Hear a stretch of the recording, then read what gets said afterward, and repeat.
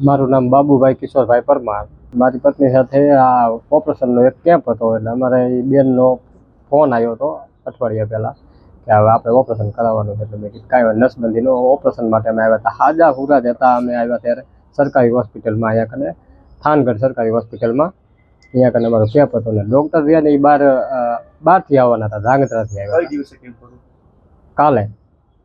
કાલે ગુરુવાર 23 તારીખ ભાનુબેન લઈ ગયા હતા આંગણવાડીવાળા કે ઓપરેશન કરવાનું છે આપણે, બીજું કાંઈ નહીં, નસબંધીનું. પછી ત્યાં કને અમારે કેસ કઢાવીને બધું રિપોર્ટ કરીને સવારે 9 વાગે અમે ત્યાં કને આવી ગયા હતા.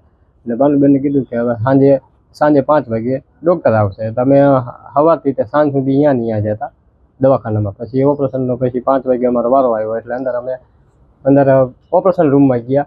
લગભગ 25 બારીઓ હતી, 8-10 બારીઓ હતી. 8-10નું ને 9મો 10મો વારો અમારો હતો. 8-9નું ઓપરેશન થઈ ગયા પછી અમારો વારો આવ્યો. એટલે હું તો પછી અંદર નહોતો, હું તો બહાર જ હતો. પછી એમની હારે હતા ભાનુબેન અહીંયા કને. પછી એમને ઇન્જેક્શન આપ્યું અને ચેકો મારીને પછી 15-20 મિનિટ પછી મને જાણ પડી એમની એમને લઈને બહાર આવ્યા. એટલે મને થોડું મને ઓલું થવા માંડ્યું. મેં શું થયું મારા પત્નીને? તો કાંઈ થયું નથી, કે થોડુંક બીપી કે વધઘટ થઈ ગયું છે, કાંઈ કે ઉપાધિ કરા જેવું નથી તમ તારે.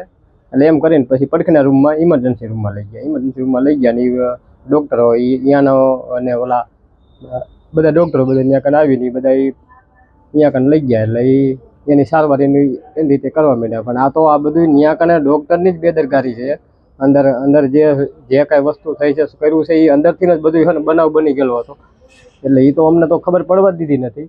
આ તો પછી અહીંયા કને અંદર લઈ ગયા. પછી મને અંદર બોલાવ્યો. મને કે હવે કે બાબુભાઈ કે તમે કે થોડુંક કે વધારે પડતું થઈ ગયું છે, એટલે તમે કે રાજકોટ અથવા અમદાવાદ કે સુરેન્દ્રનગર કે લઈ જવાની. તમે ઓપરેશન બાદ એમનું મોત થઈ ગયું હતું? ઓપરેશન પહેલા જ મોત થઈ ગયેલું હતું. એ દેલું જ નથી અમને, ના અમને કીધું જ નથી. ડૉક્ટરે અમને આવી જાણ જ નથી કરી, છુપાવેલું રાખ્યું. ઓપરેશન જે ડૉક્ટરે કર્યું એના તમને કાંઈ વાત કરી? કાંઈ વાત નથી કરી. એ નામ છે ડૉક્ટરનું ખબર? સોલંકી સાહેબ, ધાંગધ્રા સોલંકી સાહેબ છે. હવે શું માંગ છે તમારી? અમારી માંગ એવી છે કે આપણે આ ન્યાય મળે અને નાના છોકરા છે અને ડૉક્ટરની ધરપકડ થાય. બસ અમારી એ જ માંગ છે, બીજું અમારે કાંઈ માંગ નથી.